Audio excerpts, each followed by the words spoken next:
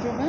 आज हम क्लास 9 के लिए वर्कशीट नंबर 36 कर रहे हैं और 36 वर्कशीट में हमें दिया गया है कि क्षेत्रफल और परिमाप के बारे में आज हमें पढ़ना है। अब क्षेत्रफल और परिमाप हमने पहले क्लासेस में भी पढ़े हैं। यहाँ पर जो हमें दिया गया है आकृतियाँ जैसे कि वर्ग, आयत, त्रिभुज और चतुर्भुज। वर्ग आप जानते हैं स्क्वायर को बोलते हैं जिसके चारों साइड्स इक्वल होती हैं। आयत क्या होता है जिसकी अपोजिट साइड्स इक्वल होती हैं। और त्रिभुज आपको पता है, और चतुर्भुज जिसकी चार भुजाएं हों, वो वाली आकृति। इन सब की पहचान हमें जानकारी है इनके बारे में, और इनके क्षेत्रफल भी हमने पहली क्लासेस में पढ़े हैं। अब आयत का परिमाप क्या होता है? आयत का परिमाप 2 गुना लंबाई जमा चौड़ाई होता है, हम जानते हैं। और आयत का क्षेत्रफल क्या होता है? लंबाई गुना चौड़ाई होता है।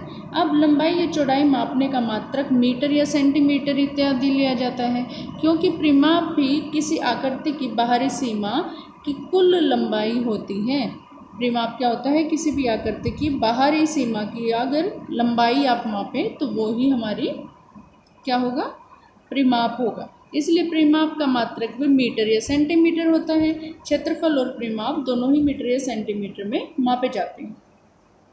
किसी समतल आकृति के क्षेत्रफल के मापने का मात्रक वर्ग मीटर होता है या सेंटीमीटर होता है। अब जब क्षेत्रफल हम लेते हैं वो क्या होता है? वो स्क्वायर लग जाता है उनके पर, सेंटीमीटर वर्ग या मीटर वर्ग, इस तरह से हम इन्हें करते हैं। और क्षेत्रफल ज्ञात करने के लिए हम कुछ सूत्र, कुछ नियम को अभी जो सीखेंगे। त्रिभुज के क्षेत्रफल को ज्ञात करना हम सीखेंगे। और त्रिभुज के क्षेत्रफल का जो फॉर्मूला होता है, नियम है कि हाफ इंटू आधार, आधार क्या होता है हमारा? बेस, इंटू ऊंचाई जो हमारी हाइट होती है, इनको हम मल्टीप्लाई कर देते हैं हाफ से। इस तरह से हमारा त्रिभुज का क्या निकलता है? क्षेत्रफल निकल जाता है। अब हमारे पास किसी समकोण त्रिभुज के समकोण में समकोण बनाने वाली 2 भुजाओं को लंबाई और ऊंचाई लिया जाता है। 2 भुजाएं हो गई हमारी समकोण त्रिभुज के अंदर, समकोण बनाने वाली 2 भुजाएं, ये जो 2 भुजाएं होंगी ये और ये, इसे हम क्या लेते हैं? लंबाई और ऊंचाई लेते हैं। ये लंबाई हो गई, ये ऊंचाई हो गई। इस तरह से इन्हें लेते हैं। जैसे कि ट्रायंगल ABC, ये वाले ट्रायंगल में AB और BC, AB और BC आधार और ऊंचाई हैं। AB को मान लिया इन्होंने आधार और BC को मान लिया इन्होंने ऊंचाई। क्यों? इसलिए समकोण ट्रायंगल ABC का क्षेत्रफल क्या हो जाएगा? Half into AB into BC, AB into BC। AB आधार की जगह रख लिया और ऊंचाई की जगह BC लाइन रख ली। इस तरह से AB को ऊंचाई और BC को आधार भी लिया जा सकता है, क्योंकि ये दोनों सेम ही होंगे। इनको आप देखें तो इसको भी आधार ले सकते हैं और इसको भी आधार ले सकते हैं। जब इसको आधार ले तो इसको ऊंचाई ले ले, और इसको ऊंचाई ले तो इसको आधार ले ले। इस तरह से हम इनको यूज़ कर सकते हैं। आगे देखिए, अब हमें समद्विबाहु त्रिभुज के बारे में दिया गया है।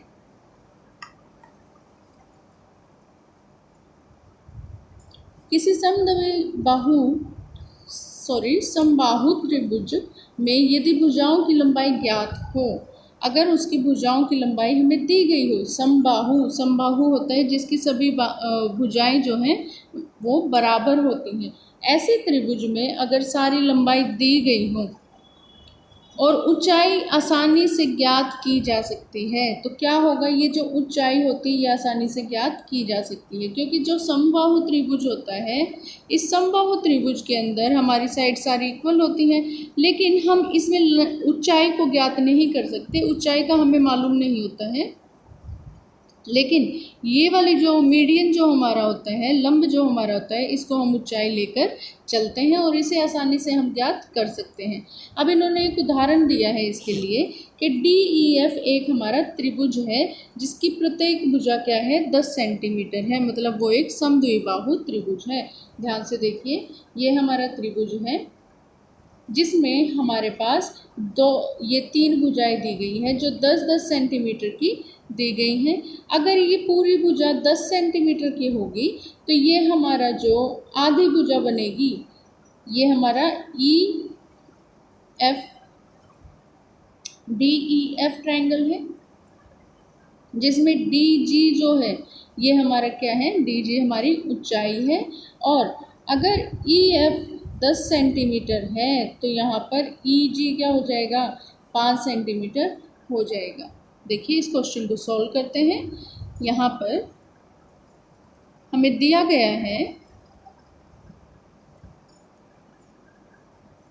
कि हमारा DG का स्क्वायर जो है वो DE के स्क्वायर माइनस EG के स्क्वायर के बराबर होगा।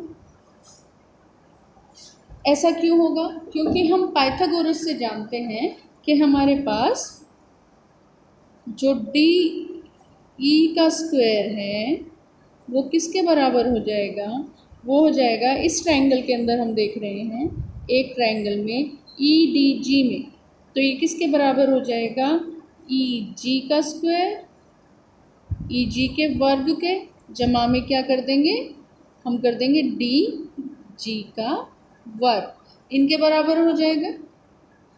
अब इन दोनों को हम क्या करें, जब हमारे पास DE दिया गया है और EG दिया गया है, उन दोनों को हमने एक तरफ ले लिया, EG इधर आकर क्या होगा, माइनस हो जाएगा।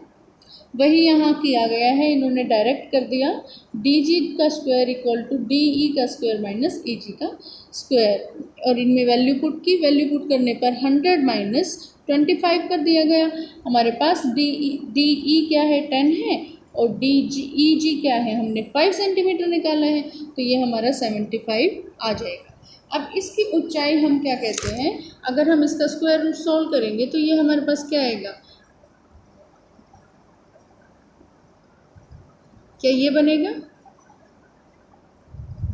अगर हम LCM निकाले तो 5 और 5 को स्क्वायर करके बाहर कर देंगे, 5 आ जाएगा, और √3 क्योंकि ये 1 टाइम आया है तो 3 हमारा अंदर ही रह जाएगा। तो ये हमारी साइड DG आ गई, मतलब ऊंचाई आ गई, जो कि हमारी 5 √3 दी गई है, और सेंटीमीटर में ये आएगी। अब इसका क्षेत्रफल DEF का क्षेत्रफल हम निकाल सकते हैं, क्योंकि हमारे पास आधार भी है और हमारे पास ऊंचाई हमने फाइंड आउट कर ली। अब यहाँ देखो, हाफ इंटू आधार इंटू ऊंचाई हम कर देंगे। आधार हमारा क्या है, EF है, और ऊंचाई क्या है, DG है, और इन दोनों को गुना कर देंगे, और यहाँ पर हमारा आंसर क्या आ जाएगा, 10। हम इन्हें कट कर लें, ये 2 से 10 कट होगा, 5 आएगा, और 5 इंटू 5 25, और √3 सेंटीमीटर, ये हमारा आंसर आ जाएगा।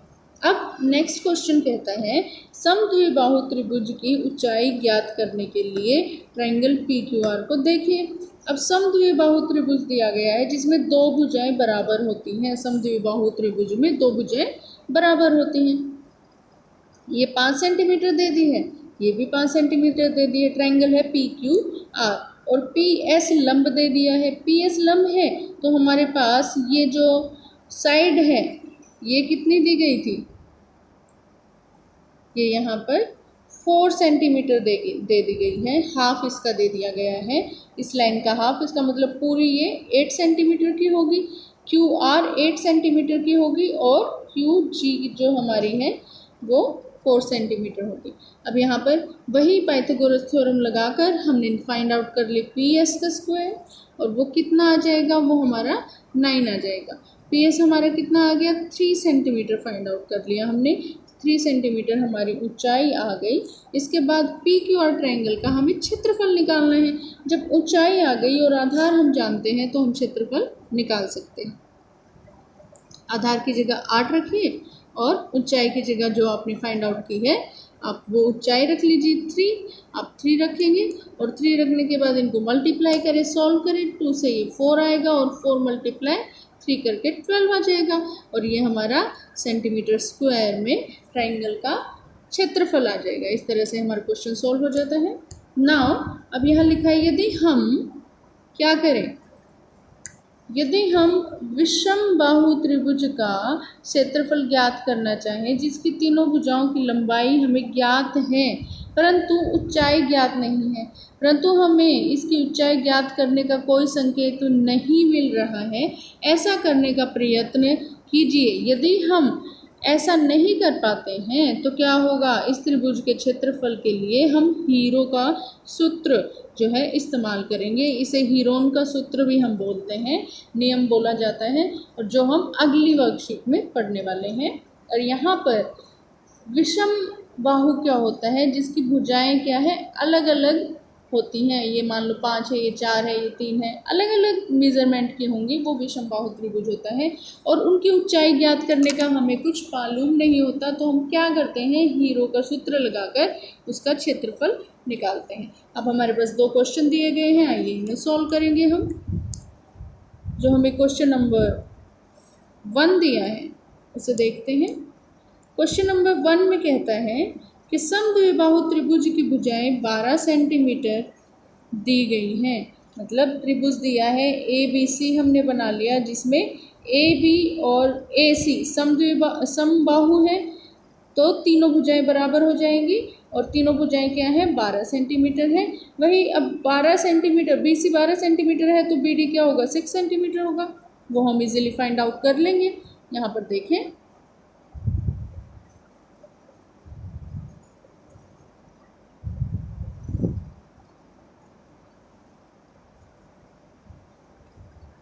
यहाँ हमारे पास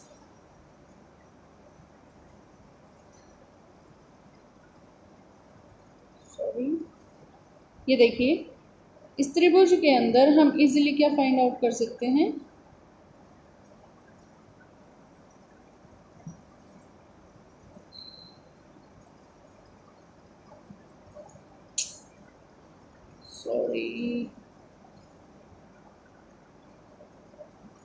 देखिए समबाहु त्रिभुज हमें दिया गया है, और इस समबाहु त्रिभुज के अंदर हमें भुजाएं दी गई हैं 12, 12 और 12 सेंटीमीटर। अब यहाँ जो BC है हमारे पास 12 सेंटीमीटर है, तो हमारे पास BD क्या आ जाएगा, 12/2 हम कर देंगे, जो कि आधा होता है 6 सेंटीमीटर। अब हमारे पास ट्रायंगल के अंदर क्या दिया गया है, ट्रायंगल के अंदर हमारे पास 12 सेंटीमीटर सभी भुजाएं हैं, लेकिन हमें AD नहीं मालूम, ऊंचाई क्या है वो नहीं मालूम है। तो ट्रायंगल ABD के अंदर हम क्या करेंगे, h² p² b², जो हमारे पाइथागोरस का रूल होता है वो लगा देंगे। हमारे हाइपोटेन्यूस, परपेंडिकुलर और बेस, आधार और हमारी ऊंचाई और हमारा लंब जो होता है वो हम स्क्वायर करके, जो पाइथागोरस थ्योरम है वो हम अप्लाई करेंगे ऊंचाई निकालने के लिए। और यहाँ पर देखें, ट्रायंगल हमने लिया है ABD ट्रायंगल जब हम लेते हैं, ये ट्रायंगल हमने लिया है, इसके अंदर AD हम फाइंड आउट करेंगे, और ये क्या होगा, AB होगा, AB का स्क्वायर, और AD हमारे पास ये है ऊंचाई, और हमें BD फाइंड आउट करनी है, वो हमारे पास क्या है, वो हमने 6 निकाल ली है।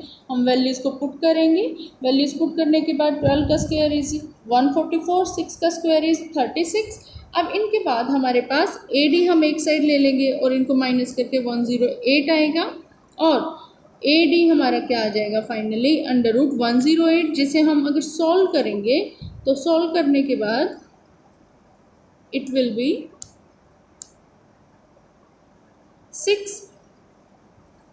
6√3। क्यों होगा 6√3, हमने 108 का एलसीएम जब निकाला हमारे पास ये आया, और यहाँ 2 का एक पेयर बन रहा है, 3 का पेयर बन रहा है, उन्हें हम बाहर कर लेंगे और अंदर क्या रह जाएगा, √3 हमारा रह जाएगा, जो मल्टीप्लाई करके 6√3 आएगा। इसका मतलब हमने ऊंचाई फाइंड आउट कर ली, AD = 6√3 सेंटीमीटर। इसके बाद हमें निकालना है उनका क्षेत्रफल, और क्षेत्रफल निकालने के लिए ABC के हम ट्रायंगल का क्षेत्रफल निकालेंगे। अब हमारे पास आधार है और ऊंचाई हमने निकाल ली है, तो क्षेत्रफल निकालना इजी है। आधार हमारा 12 है और ऊंचाई क्या है, 6√3 है। इनको सॉल्व करेंगे, सॉल्व करने के बाद हमारे पास क्या आएगा, 36√3 सेंटीमीटर स्क्वायर। इसके बाद हम क्वेश्चन नंबर 2 करते हैं। क्वेश्चन नंबर 2 में देखिए क्या कहा गया है, कहा गया है समद्विबाहु त्रिभुज दिया। समद्विबाहु मतलब 2 भुजाएं बराबर होंगी और समान भुजाएं हैं 10 सेंटीमीटर, और तीसरी भुजा क्या दी है, 16 सेंटीमीटर दी गई है। अब यहाँ पर देखें ए बी बराबर ए सी हमने ले लिया 10 सेंटीमीटर, ए डी हमारा 16 सेंटीमीटर है। जब ए डी से ए डी यहाँ पर आपका बी डी आएगा, इट्स बी डी, ये बी डी है, बी सी, ये जो बी सी भुजा है आपकी वो 16 सेंटीमीटर है और ये 16 सेंटीमीटर है, तो क्या हम बी डी फाइंड आउट कर सकते हैं। बी डी हमारी क्या आ जाएगी, बी सी अपॉन 2 कर देंगे और वो आएगी 8 सेंटीमीटर। ये हमारी बी सी दी गई है। इसके बाद अगर आप देखें, अब हमारे पास हम पाइथागोरस थ्योरम फिर से लगाएंगे ट्रायंगल ए बी डी में, क्योंकि हमें ऊंचाई निकालनी है ए डी, उसके लिए हम पाइथागोरस थ्योरम लगाएंगे। और यहाँ पर ये प्रमेय लगाकर H square P square B square हम करेंगे। और एच हमारा क्या है, हाइट हमारी हाइपोटेन्यूज क्या है, ए बी है, और हमारा ए डी क्या है, परपेंडिकुलर है, बी डी क्या है, बेस है। और परपेंडिकुलर हमें फाइंड आउट करना है, यानी कि ऊंचाई हमें फाइंड आउट करनी है। लंब हमें दिया गया है, वैल्यू रखेंगे 10 सेंटीमीटर है और ये 8 सेंटीमीटर है। ए डी को एक तरफ ले आएंगे, इनके स्क्वायर्स हो गए, और ए डी को एक तरफ मूव कर लिया, और यहाँ 100 - 64 हमारा 36 होगा। ए डी हमारा क्या आ गया, √36, जिसको हम सॉल्व करेंगे, 6 का स्क्वायर होता है, तो ये हमारा 6 आ जाएगा। ये हमारे 6 सेंटीमीटर ए डी आ गई। उसके बाद क्षेत्रफल निकालना है ए बी सी का। ए बी सी का क्षेत्रफल half into base into height, आधार गुना में ऊंचाई हो जाएगा। आधार बी सी है और ऊंचाई ए डी है जो हमने फाइंड आउट की है। 16 और 6 इनकी वैल्यूज़ रख देंगे। 2 से हम इसे कैंसिल आउट करेंगे, 3 आएगा, तो हमारा answer will be 16 × 3 = 48 centimetre square. इस तरह से आप इन क्वेश्चंस को सॉल्व कर सकते हैं। और नेक्स्ट जो हमारी वर्कशीट आएगी उसमें हम हीरोन्स के सूत्र को समझेंगे। और यहाँ पर आई होप आपको ये इजीली समझ आए होंगे। आप अपना NCERT बुक उठाएं, उसमें चैप्टर 12 को आप उठाएं, और चैप्टर 12 के अंदर इस तरह के क्वेश्चंस आपको मिलेंगे, क्षेत्रफल निकालना, और आप लोग उसे सॉल्व करें। और क्योंकि प्रैक्टिस से मैथ्स इजी हो जाता है, so keep practising. Like, share and subscribe. Thank you.